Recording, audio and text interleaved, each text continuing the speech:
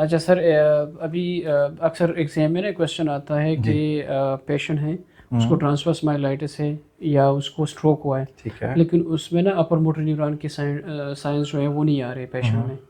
ठीक है, तो इसमें मतलब कैसे हमें अप्रोच करना है पेशेंट को, ठीक है। और एक वजह क्या है इसकी? Right, very very pertinent question और इम्पोर्टेंट क्वेश्चन है। अक्सर लोग इससे बड़े कंफ्यूज होते हैं। वो बाज़ औक़ात इसी बेस के ऊपर अपने डिफरेंशियल के अंदर ट्रांसफॉर्मलाइटिस को टॉप पे नहीं रखते। ऑल दो उनके अंदर जो है, पेशेंट के अंदर जो है फाइंडिंग टिपिकली ट्रांसफॉर्मलाइटिस की मिल रही होती है कि एक्यूट ऑनसेट है, ब्लडर इन्वॉल्वमेंट भी है, सेंसिटिव लेवल भी है, लेकिन वो कहते हैं कि चूंकि इसके अंदर अपर के साइन नहीं आ रहे, इसके ब्रिस्क रिफ्लेक्सेस नहीं है, प्लांटर अपविंग नहीं है, तो मैं इसके अंदर जो है ट्रांसफॉर्मलाइटिस को टॉप पे नहीं रख रहा। सो ये इंपॉर्टेंट क्वेश्चन है। इसकी पैथोफिजियोलॉजी आपको पता होनी चाहिए और इसकी डिटेल्स आपको पता होनी चाहिए। डेफिनेटली अगर हम इसको डिटेल में देखें तो बेसिकली हमारे दो लेवल्स हैं न्यूरॉन्स के। इसको हम कहते हैं अपर मोटर न्यूरॉन और लोअर मोटर न्यूरॉन। जो हमारे अपर मोटर न्यूरॉन है, बेसिकली उनका जो फंक्शन है वो इनहिबिटरी होता है, और लोअर मोटर न्यूरॉन जो है एक्साइटेटरी होते हैं। जब भी किसी पेशेंट के अंदर कोई भी ऐसा लीजन होता है इसके अंदर अपर मोटर न्यूरॉन डैमेज होंगे, तो डेफिनेटली जो इनहिबिटरी इफेक्ट होता है वो खत्म हो जाता है, तो लोअर मोटर न्यूरॉन जो एक्साइटेटरी काम शुरू कर देते हैं। स्ट्रोक होगा, आपके अपर मोटर न्यूरॉन जो है वो लॉस होंगे, तो आपके जो एक साइड का एरियाज हैं उसके अंदर एक्साइटेटरी फंक्शन आ जाएगा, उसकी टोन बढ़ जाएगी, उसके रिफ्लेक्सेस ब्रिस्क हो जाएंगे, उसके प्लांटर अपविंग होंगे। कॉर्ड में डैमेज होगा, आपके अपर मोटर न्यूरॉन जो है वो उनका लिंक लोअर मोटर न्यूरॉन के साथ कट ऑफ हो जाएगा।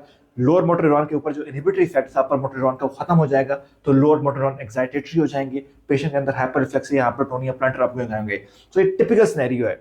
बट होता क्या है, सिनेरियो होता ये है कि जब भी किसी पेशेंट के अंदर एक्यूट डैमेज होता है, चाहे वो ट्रॉमा की फॉर्म में हो, चाहे वो स्ट्रोक की फॉर्म में हो, या चाहे किसी और पैथोलॉजी की फॉर्म हो, तो जो हमारी बॉडी है, जो हमारे न्यूरॉन्स हैं, वो शॉक स्टेट में चले जाते हैं। इसको हम कहते हैं न्यूरोनल शॉक। तो न्यूरोनल शॉक स्टेज के अंदर ये जो लोअर मोटर न्यूरॉन है ये सप्रेस हो जाते हैं, इनहिबिट हो जाते हैं, और ये जस्ट बिहेव ऐसे करते हैं जैसा कि कोई lower motor neuron type of region है। सो अगर एक्यूट इवेंट है स्ट्रोक का, या एक्यूट इवेंट है ट्रांसफॉर्मलाइटिस का, तो उसके अंदर जो आपकी फाइंडिंग्स होंगी वो टिपिकली होंगी lower motor neuron type of finding. इसको हम कहते हैं न्यूरोनल शॉक स्टेज। सो अगर पेशेंट की हेमीप्रेसिस आ रही है, उसकी टिपिकल डिस्ट्रीब्यूशन है, तो आपने उसको स्ट्रोक की लेबल करना है। या फिर एक पेशेंट की पैराप्रेसिस है और आपको वहाँ पे सेंसिटिव भी मिल रहा है, बाकी चीज़ें आपकी टिपिकल है वो ट्रांसफॉर्मलाइटिस, तो उसमें आप एक्सप्लेन कर सकते हैं एग्जामिनर को कि देखें जी, इसके अंदर पेशेंट जो है फाइंडिंग ऑल्दो टिपिकल वो वाली अपर मोटर न्यूरॉन की नहीं आ रही, लेकिन मेरा पेशेंट जो है वो स्पाइनल शॉक या न्यूरोनल शॉक स्टेज में हो सकता है, और विद टाइम उसके अंदर ये फाइंडिंग्स आ जाएंगी।